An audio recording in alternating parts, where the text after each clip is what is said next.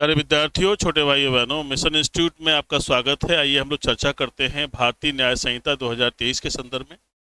अभी तक जो हम सेक्शंस पढ़ रहे हैं वो सम्मति के संदर्भ में रहा।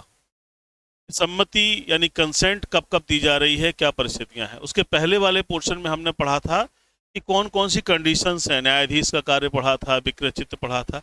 इस तरह से हमने डिफाइन किया। 7 वर्ष से कम आयु के बच्चे का कार्य था। अभी क्या हम पढ़ रहे हैं, सम्मति वाली बातें पढ़ रहे हैं। सम्मति माने कंसेंट, कौन से काम सम्मति से किए जा रहे हैं और उनकी क्या स्थिति बनती है, ये हमने पढ़ा। उसी क्रम में हम आगे चल रहे हैं। आगे देखिएगा, सेक्शन 32 धारा 32। इसकी तुलना हम आईपीसी यानी भारतीय न्याय संहिता सेक्शन 94 से कर सकते हैं, 94 से। ठीक है, यहाँ क्या हो गया, ये सेक्शन 32 है। अब ये क्या कहता है, इसकी हेडिंग को देखिएगा। वह कार्य जिसको करने के लिए कोई व्यक्ति धमकियों द्वारा विवश किया गया है। इसकी हेडिंग देखिएगा, वह कार्य जिसको करने के लिए कोई व्यक्ति धमकियों द्वारा विवश किया गया है। यानी किसी व्यक्ति को धमकी दी गई है कोई कार्य करने के लिए और उस धमकी की वजह से उसने उस कार्य को किया है, यानी उसकी व्यवस्था है कि उसे करना ही होगा। ऐसी कंडीशन में क्या होगा, क्या कहा जा रहा है, ध्यान दीजिए। हत्या और मृत्यु से, ध्यान दीजिएगा, हत्या और मृत्यु से दंडनीय उन अपराधों को जो राज्य के विरुद्ध हैं छोड़कर कोई बात अपराध नहीं है। यानी जो अपराध राज्य के विरुद्ध हैं और हत्या और मृत्यु दंड से दंडनीय हैं, इनको छोड़ दिया जाए अगर, तो क्या कहा जा रहा है, जो ऐसे व्यक्ति द्वारा की जाए जो उसे करने के लिए ऐसी धमकियों द्वारा विवश किया गया हो, जिनसे उस बात को करते समय उसको युक्त युक्त रूप से यह आशंका कारित हो कि अन्यथा परिणाम यह होगा कि उस व्यक्ति की तत्काल मृत्यु हो जाए। अब इस पूरी बात को आप ऐसे ध्यान देंगे तो समझ में शायद कम आएगा। एक बार फिर से देख लें इंग्लिश में क्या कहा गया है।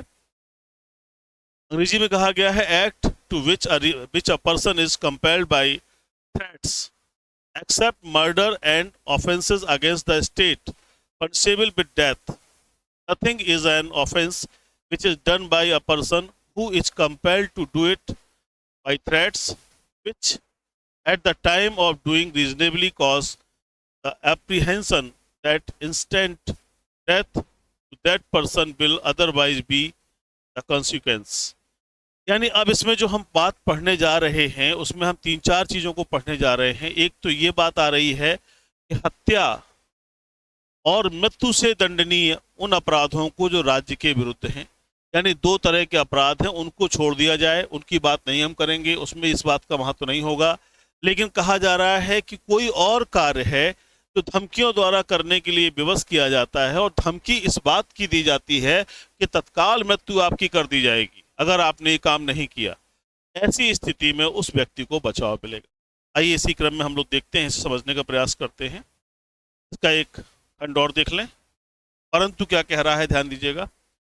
परंतु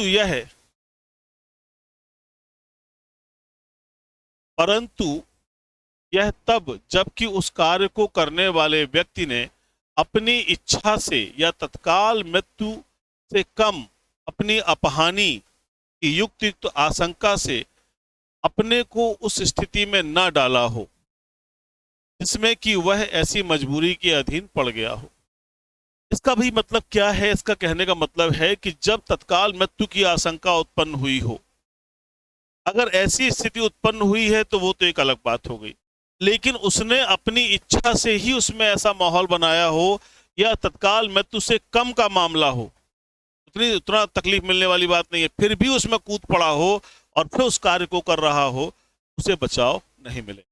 अब इस बात को समझने के लिए ध्यान देना होगा। इस बात को समझने के लिए क्या कहा जा रहा है कि कोई व्यक्ति है, ध्यान दीजिएगा, कोई व्यक्ति है जिसे क्या किया जा रहा है, धमकियों द्वारा विवश किया जा रहा है, विवश। और ये धमकी किस चीज की दी जा रही है, तत्काल मृत्यु की।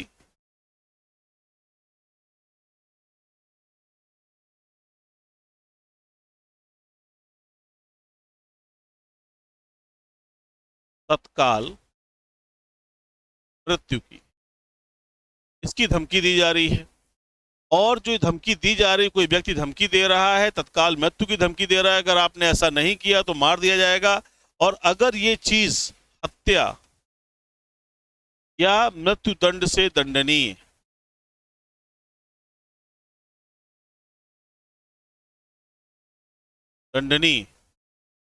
राज्य के विरुद्ध अपराध,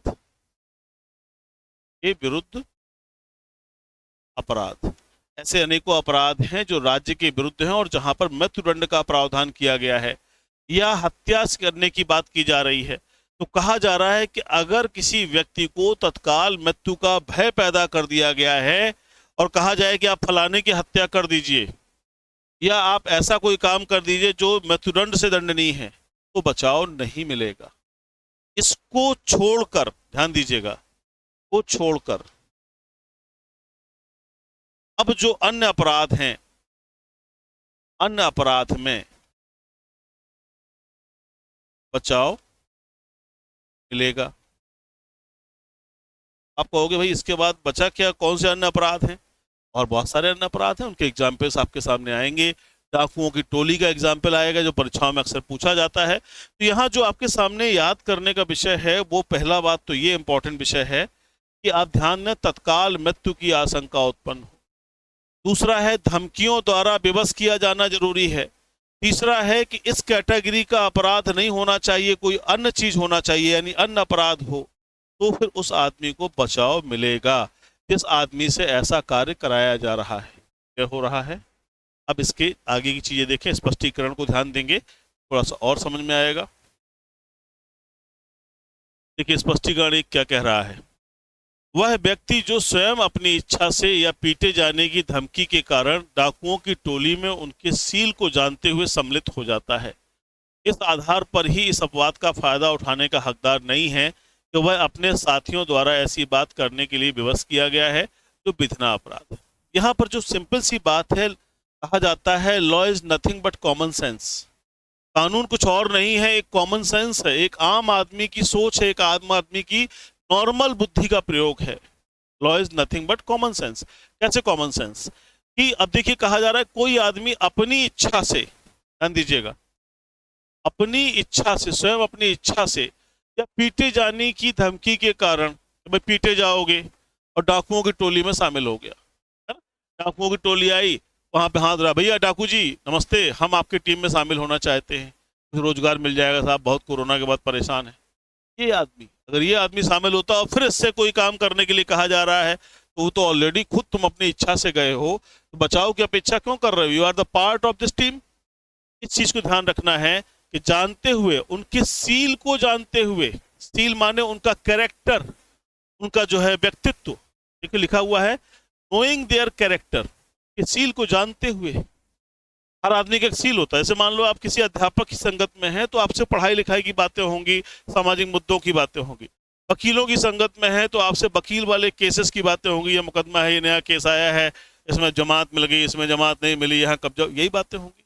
चार्टर्ड अकाउंटेंट के पास बैठोगे तो बताएगा इसमें टैली से ऐसे काम करना है, नया वाला एक्ट ये आ गया है, डायरेक्ट टैक्सेस का खत्म कर दिया गया, इनकम टैक्स ये हो गया, ऐसी बात करेगा ना। डॉक्टर्स के बीच बैठोगे तो डॉक्टर जैसी बातें होंगी। इसी प्रकार से कहा जा रहा है कि अगर डाकुओं के चरित्र को जानते हुए तुमने स्वयं अपनी इच्छा से शामिल हुए हो, तो फिर तुमको इसके द्वारा कोई बचाव प्राप्त नहीं होगा, इसका फायदा तुमको नहीं मिलेगा। इस आधार पर इस अपवाद का फायदा उठाने का हकदार नहीं है। नो, नो कब? जब स्वयं की इच्छा से शामिल हुआ, इच्छा से शामिल, ठीक है। इस चीज को ध्यान रखेंगे तो ये स्पष्टीकरण एक कहता है, और जब आप इसको ध्यान रखेंगे तो आप अपने आप आंसर लगाने की प्रक्रिया का हिस्सा भी बन जाएंगे। स्पष्टीकरण 2 को देखिए। डाकुओं की एक टोली द्वारा अभिगृहित और तत्काल मृत्यु की धमकी द्वारा किसी बात को करने के लिए जो विधना अपराध है, विवश किया गया व्यक्ति, उदाहरणार्थ एक लोहार जो अपने औजार लेकर एक गृह का द्वार तोड़ने के लिए विवश किया जाता है जिससे डाकू उसमें प्रवेश कर सके और उसे लूट सके, इस अपवाद का फायदा उठाने के लिए हकदार है। अब ध्यान दीजिएगा इसमें क्या कहा जा रहा है, इस एग्जाम्पल को याद रखिएगा, यही एग्जाम्पल इंपॉर्टेंट है, यही अक्सर पूछा जाता है।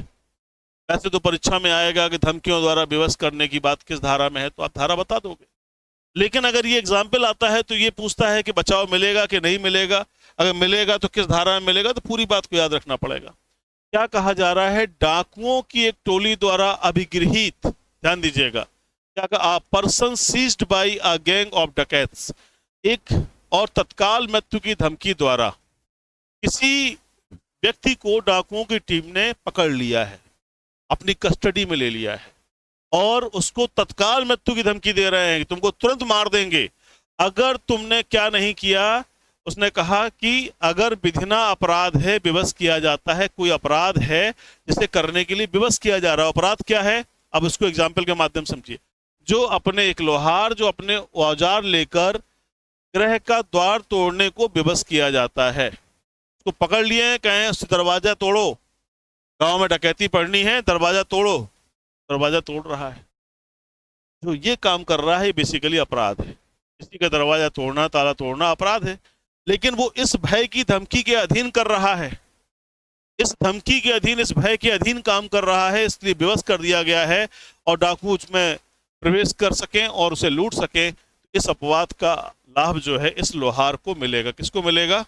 लोहार को मिलेगा। ध्यान दीजिएगा। अब इसकी दूसरी कंडीशन को समझिएगा, समझ में आ रहा है? तो अगर धमकियों द्वारा विवश किया गया है, जबरदस्ती पकड़ के लाए हैं, वो अपनी इच्छा से नहीं आया, उसको लाया गया है, जिससे बचाव मिलेगा। तो ये ध्यान रखिएगा। अच्छा, इसी जगह पे एक एग्जाम्पल को और समझ लीजिए, थोड़ा सा और मॉडिफाइड कर दें आपके लिए। एक डाकू है, एक डाकू की टीम है, डाकू है, टीम है पूरी, मान लो गब्बर है या कोई डाकू और है, उसके साथ में 100 लोग हैं। एक गांव में गए और गांव में उन्होंने जो है कहा कि गांव के सभी लोग अपना सोना चांदी धन और अनाज लेकर आए और उनको दें। एक चौराहे पे वो खड़े हैं, मान लो ये चौराहा है, यहीं पर सब रखो अपना ला के, ये पूरी टीम खड़ी हुई है। आपने शोले पिक्चर देखी होगी, शोले में अक्सर ये सीन आता रहा है। मान लो ये सब लोग खड़े हैं, ठाकुर और बीरू और जय सब खड़े हैं।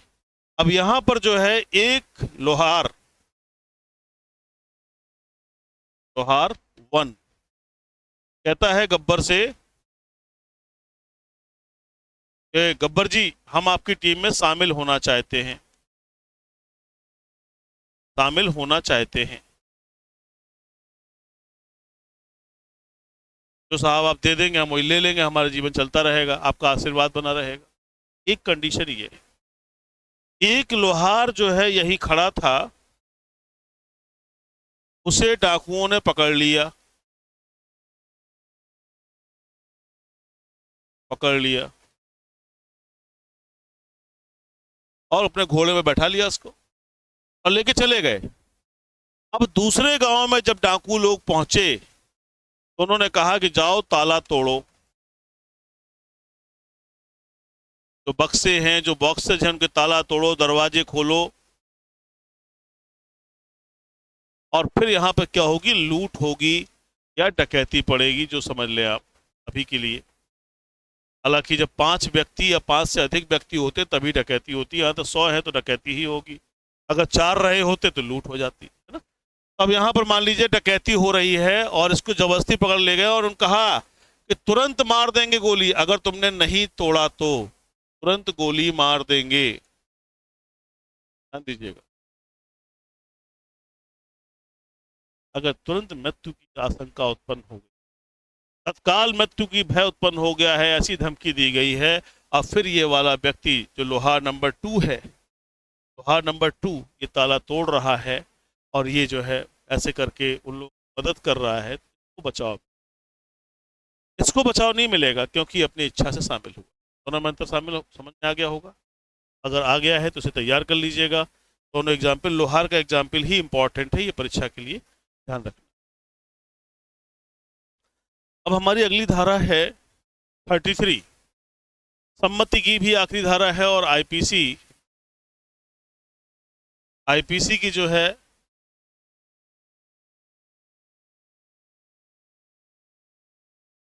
सेक्शन 95, ये धारा क्या कहती है कि तुच्छ अपहानि कारित करने वाला कार्य, तुच्छ अपहानि कारित करने वाला कार्य, शब्द क्या है? तुच्छ अपहानि। तुच्छ माने बहुत मामूली, बहुत छोटा, ऐसा नुकसान करने वाले कार्य का क्या होगा? कहा जा रहा है कोई बात इस कारण से अपराध नहीं है कि उससे कोई अपहानि कारित होती है या कारित की जानी आशयित है या कारित होने की संभाव्यता ज्ञात है, यदि वह इतनी तुच्छ है कि मामूली समझ और स्वभाव वाला कोई व्यक्ति की शिकायत ना करेगा। मतलब ये धारा को देखिएगा कि 33 क्या कहती है? एक्ट कॉजिंग स्लाइट हार्म, शब्द क्या आया? स्लाइट हार्म, तुच्छ अपहानि। Nothing is an offence, nothing is an offence by reason that it causes, or that it is intended to cause, or that it is known to be likely to cause any harm, if that harm is so slight that no person of ordinary sense and temper would complain of such harm. क्या कहा जा रहा है? ordinary sense और temper, यानी एक सामान्य जो मामूली समझ होती है और स्वभाव होता है, उस स्वभाव और समझ वाला व्यक्ति उसकी शिकायत नहीं। जैसे एग्जाम्पल लीजिए, इसके एग्जाम्पल तो बहुत ऐसे कुछ है नहीं, लेकिन फिर भी हम आपको बताते हैं, इसका एग्जाम्पल नहीं है, हम इसको देखते हैं यहाँ पर। जैसे एक आदमी है, मान लो एक कोई बस है,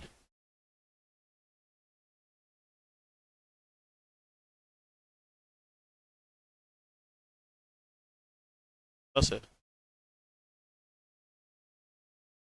सब खिड़कियां हैं,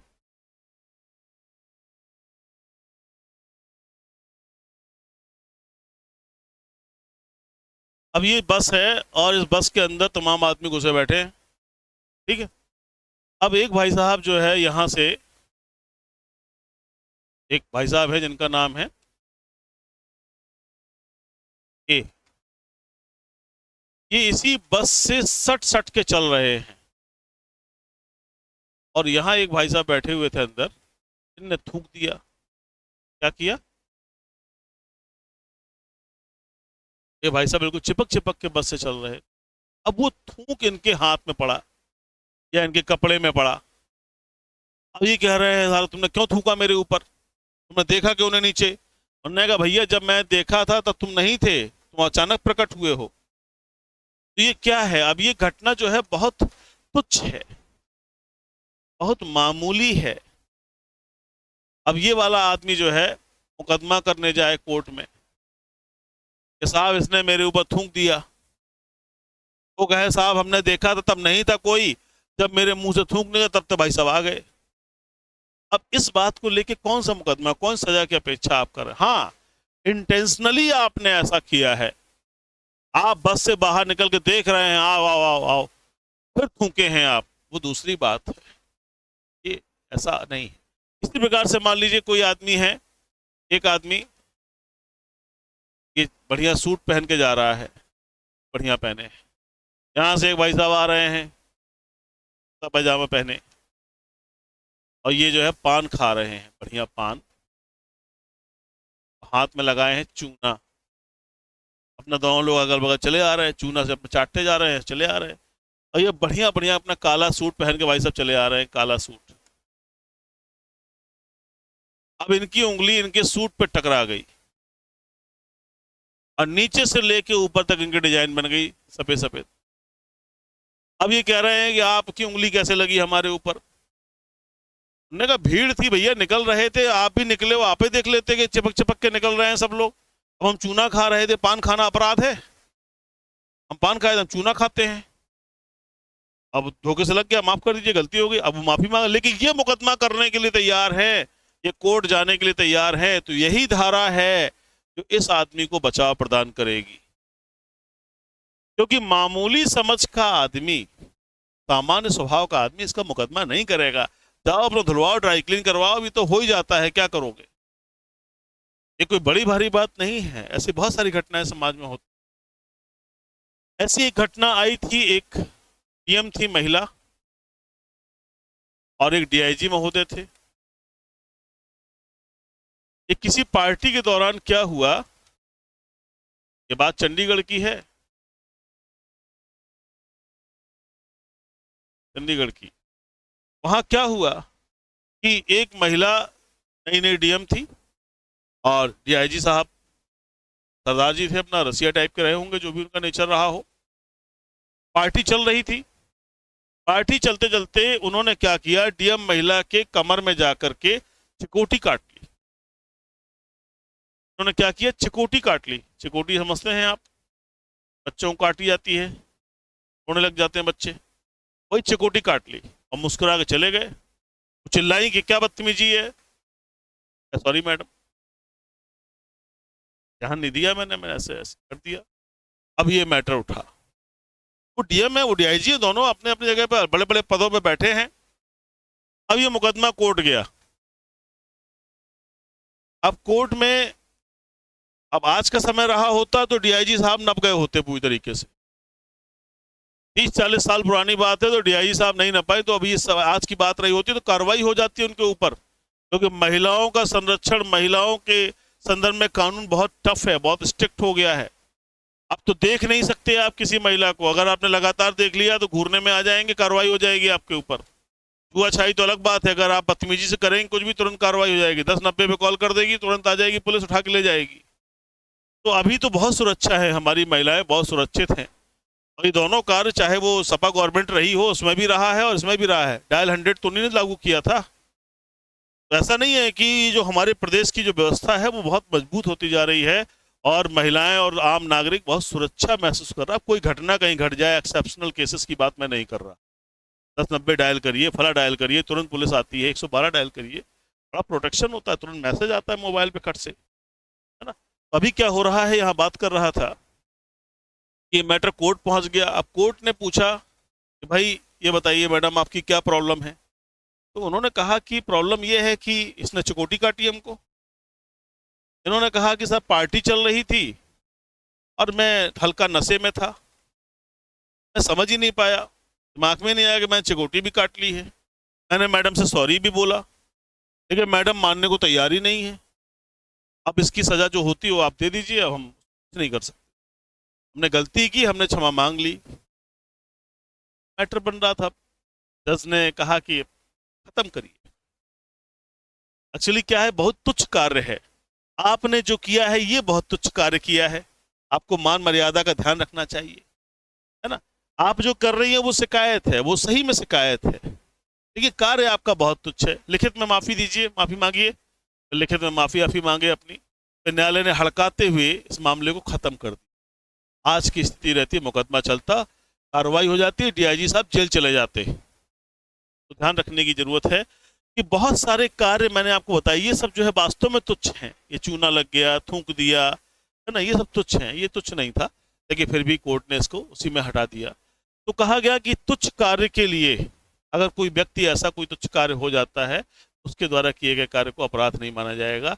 और ऐसे अपराध के मैंने एग्जाम्पल्स आपको दे दी। उम्मीद करता हूँ कि आपको चीज़ें समझ में आई होंगी और परीक्षा के दृष्टिकोण से आप पढ़ रहे होंगे। डेली लगभग 2 धाराएं आपको हम डिस्कस करते हैं, ये धारा भी आप याद कर लीजिएगा, क्योंकि परीक्षा में हेडिंग ही आ जाती है, तुच्छ अपहानि कारित करने वाला कार्य, ठीक है, एक्ट कॉजिंग स्लाइट हार्म, ध्यान रखिएगा, तो आपके लिए अच्छा रहेगा। आज हमने आपको ये धारा पढ़ाई, 33 तक हमने आपसे चर्चा की है, 32 और 33 2 धाराएं आज आपको डिस्कस की हैं। अब हमारी जो अगली धाराएं हैं वो हमारे राइट टू प्राइवेट डिफेंस से संबंधित हैं। राइट टू प्राइवेट डिफेंस एक बहुत ही इंपॉर्टेंट चैप्टर है।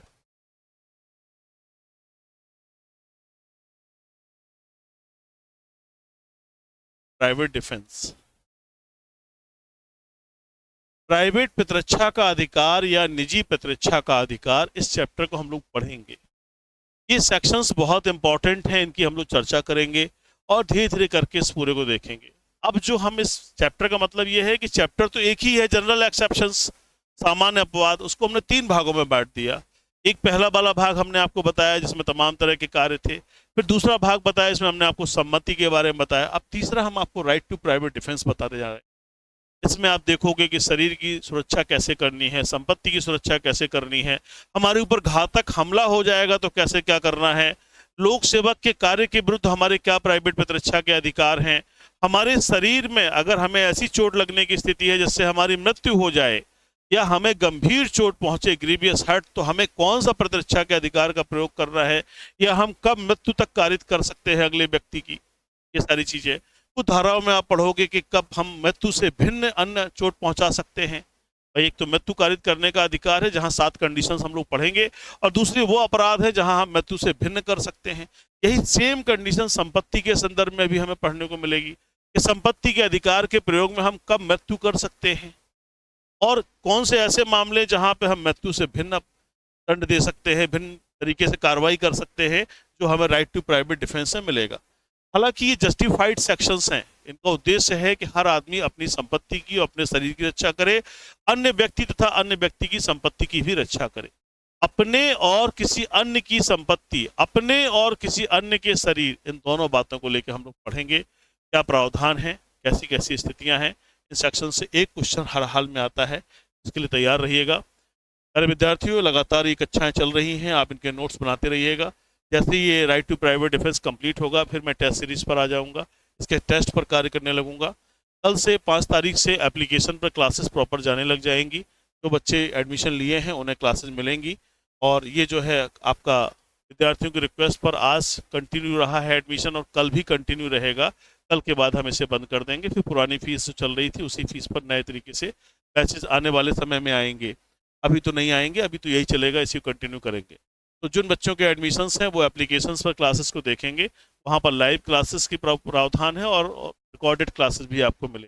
दोनों चीज़ों को देखेंगे कि क्या मटेरियल्स आपको देने हैं, सब कुछ आपको समय समय पर मिलता रहेगा। तैयारी बनाए रखें। बुक्स के भी आपको जो है PDF मैटर मिलेंगे ताकि आप हर चैप्टर को देख सकें। ठीक है, अपना बहुत ख्याल रखें, पढ़ाई करते रहें। दिवाली का त्यौहार अब कंप्लीट हो गया है, अब जीवन के त्यौहार को मनाने का प्रयास करिए ताकि आने वाले समय में हम कुछ बेहतर कर सकें। बार बार मैं आपसे कहता हूँ कि इंतजार मत करिए वैकेंसी का, आप तैयारी करिए। वैकेंसी के इंतजार करने वालों का सिलेक्शन नहीं होता, सिलेक्शन उसका होता है जो लगातार लगा है। जय हिंद।